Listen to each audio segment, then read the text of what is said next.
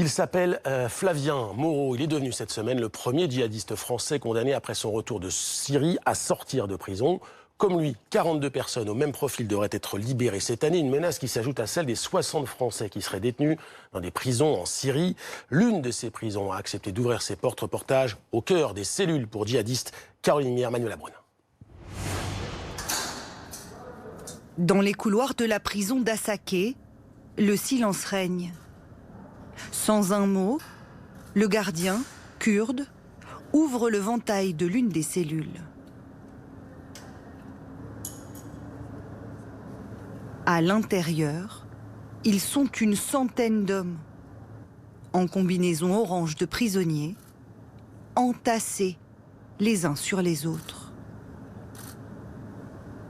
Allongés, jambes repliées, il reste à peine suffisamment d'espace pour se déplacer.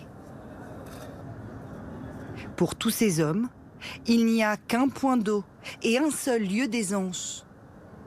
L'odeur est pestilentielle.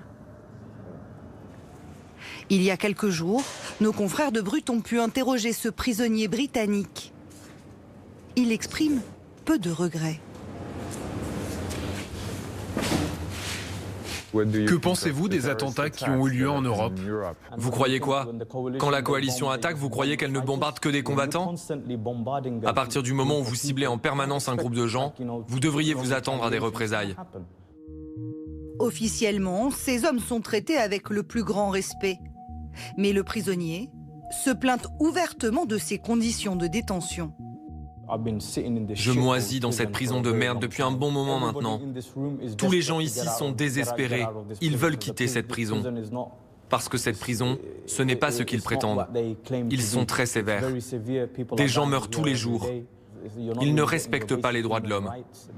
Personne n'a envie d'être détenu ici de cette manière, car ils maltraitent les prisonniers. Un discours immédiatement démenti par le directeur. Dans cette prison, tenue par des Kurdes, non loin de la frontière turque, 5000 détenus s'entassent. Ils sont majoritairement irakiens et syriens, mais on trouve aussi quelques Européens. Moi, je viens de Belgique. Je veux rentrer chez moi, dans ma famille. La plupart ont été arrêtés il y a 9 mois, après la bataille de Baghouz, ultime bastion du califat, dont la chute a sonné le glas de l'État islamique. Tous sont considérés comme extrêmement dangereux, des irréductibles de l'organisation terroriste. Pour éviter toute révolte, ils n'ont aucun contact avec l'extérieur.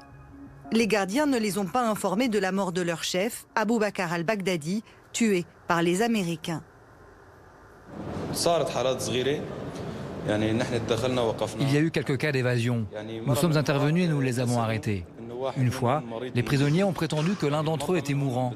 Ils savent que nous emmenons les malades dans un hôpital spécial. Lorsqu'un de nos camarades est entré pour le faire sortir, ils ont dû ouvrir la porte. Là, les prisonniers étaient prêts et ils ont attaqué les gardes. Ils ont pris l'un d'eux en otage. Ils l'ont utilisé pour essayer de négocier avec nous.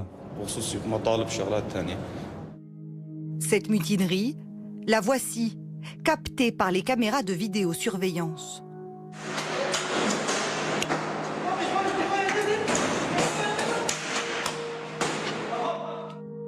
Parmi ces prisonniers, beaucoup disent se sentir victimes. Comme Abdallah, 24 ans, il était tout juste majeur lorsqu'il a rejoint les rangs de Daesh. Bien sûr, au début, je faisais partie de Daesh. J'adhérais à l'idéologie. C'était comme dans un film. Je croyais qu'on allait prendre le monde. Et en fait, une fois sur place, si vous ne voulez pas combattre, ils vous tuent ou ils vous mettent en prison. C'est impossible de discuter avec eux. Je regrette d'être venu pour faire la guerre, d'avoir combattu, d'avoir détruit mon corps, ma vie. J'étais jeune et naïf.